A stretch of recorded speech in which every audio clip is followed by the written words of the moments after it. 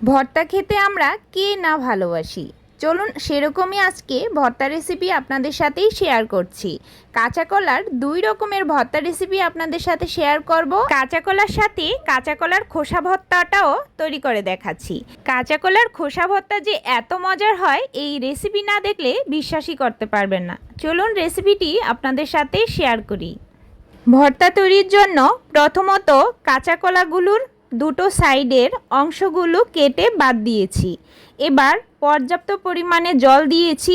এরকমভাবে জল হতে হবে যেন কাঁচা কলার গায়ে গায়ে থাকে, উপরে যেন না ওঠে।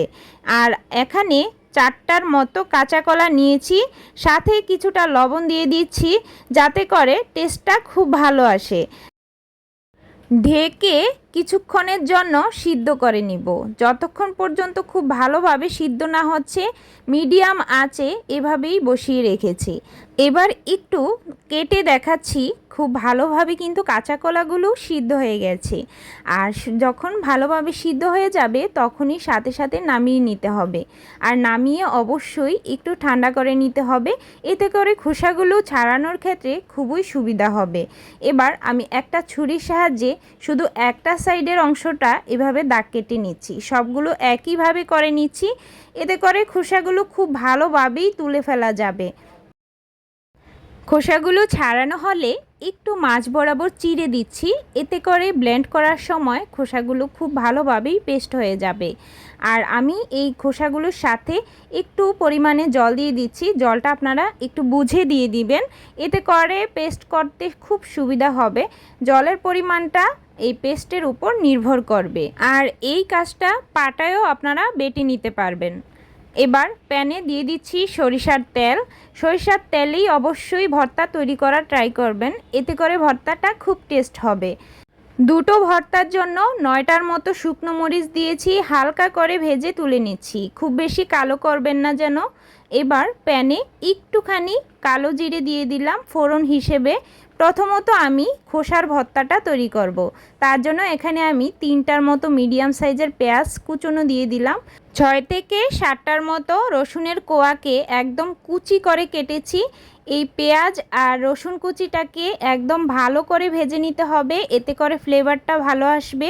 4টার মতো শুকনো মরিচকে একটু গুঁড়ো করে নিয়েছি। এবার এর সাথে কাঁচা কলার খোসা পেস্ট করে রাখা সেটা দিয়ে দিচ্ছি। দিয়ে দেওয়ার পর খুব ভালো করে পেঁয়াজ আর রসুনের সাথে একটু ভালো করে মিশিয়ে নিচ্ছি।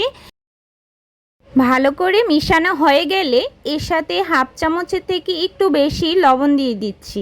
লবণটা আপনারা অবশ্যই চেক করে দিয়ে দিবেন। আর স্বাদের ব্যালেন্সটাকে আরেকটু বাড়ানোর জন্য 1 চামচ চিনি দিয়ে দিচ্ছি।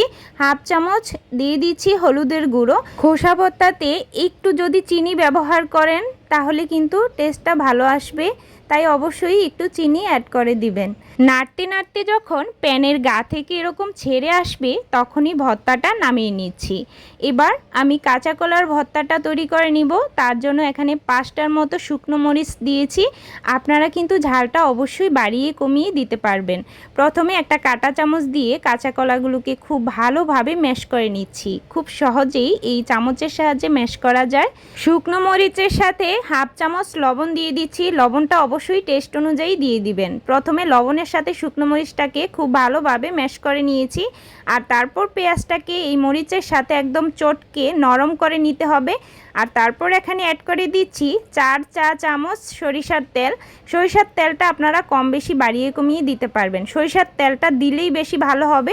কাঁচা কলার থেকেও কাঁচা কলার খোসা ভর্তাটা বেশি মজার হয়েছিল। অবশ্যই বাসায় ট্রাই করবেন। ভালো লাগলে ভিডিওটি শেয়ার করে দিতে ভুলবেন না। রেসিপি ভালো লাগলে চ্যানেলটি সাবস্ক্রাইব করে বেল আইকনে অলে প্রেস করে রাখবেন। আজকের মতো এ পর্যন্তই, ধন্যবাদ।